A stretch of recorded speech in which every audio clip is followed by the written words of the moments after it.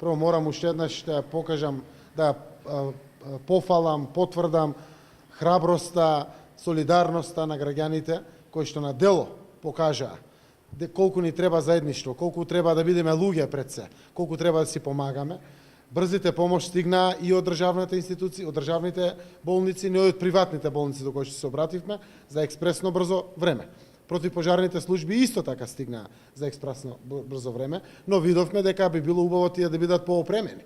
Видовме дека и никој пат не е доволно сигнализацијата по нашите патишта, треба да биде уште по зајакната како сигнализација. И секој ќе работиме во тој правец, затоа што сегашните автопати, па дури и автопатот Скопје-Тетово се направени по стандарди со се, но добро дојдено ќе биде ако имаме позајакните браници, ако имаме подобра сигнализација на самите патишта, ако имаме подобри опремени болнички возила, ако имаме навистина и поголем тренинг, макар и на нашето население за давање на брза помош секогаш.